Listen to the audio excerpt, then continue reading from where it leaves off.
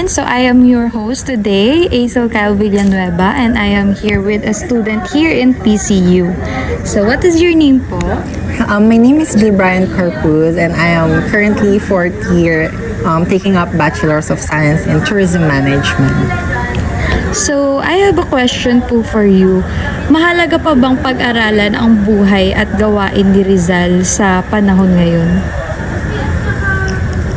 For me po, yes, mahalaga pa rin na ina-acknowledge natin yung mga works ni Rizal kasi dun na parang mas natututunan ng mga estudyante at ng mga Pilipino rather, na kung paano tayo pinagtanggol ng mga ninuno natin, especially nung time nila Rizal, and by learning their works and yung mga sinulat nila kung paano sila nakipaglaban, mas na-encourage yung mga tao ngayon na mahalin yung Pilipinas at maging proud na maging Pilipino.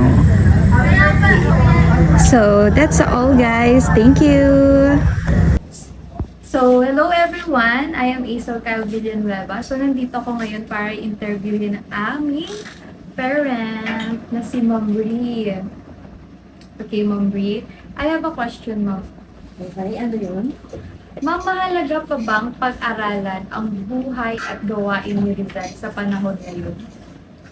Okay, so medyo mahirap, no? Pero sa panahon natin ngayon at para sa inyong mga kabataan, para sa akin, mahalaga pa rin na pag-aralan natin ang buhay at naging gawain nyo sa Rizal. Siyempre, sa mga napag-aralan naman natin na tungkol sa buhay niya, ay malaki yung naiambag niya in terms ng education.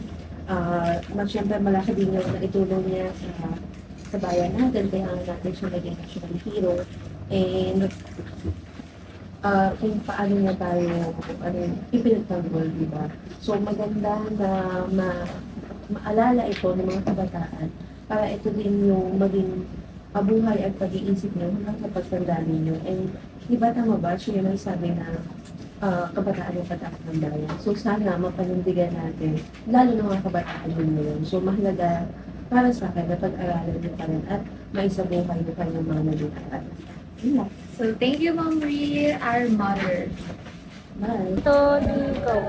Hi, everyone. So, here is my teacher when I was in senior high school, Ma'am Oblente. So, I have a question. Mahalaga pa bang pag-aralan ang buhay at gawain ni Jose Rizal sa panahon ngayon? Okay, so kung sa panahon naman ngayon, kung magbe-base tayo sa buhay ni Dr. Jose Rizal, so talagang mahalaga siyang pag-aralan kasi para din ma-enlighten yung mga bata kung paano pa si Dr. Jose Rizal, bakit siya tinaguri ang bayani dito sa Pilipinas, ano nga ba yung mga ginawa niya. So alam naman din natin lahat na si Dr. Jose Rizal is isa sa naging mabait sa magkakapatid lang. So madami silang magkakapatid. So isa rin siya sa hindi gumamit ng dahas ng time ng Espanyol. More on written siya, more on utak yung ginamit niya. Kaya maganda rin talaga na gamit sa buhay din natin yung mga ginawa ni Dr. Rizal. Then when it comes naman sa gawain niya, especially yung two novels niya, El Fili, tsaka Noli Me Tangere. So sa nangyayari sa government natin ngayon, so mas magandang i-embrace natin yung sa El Fili.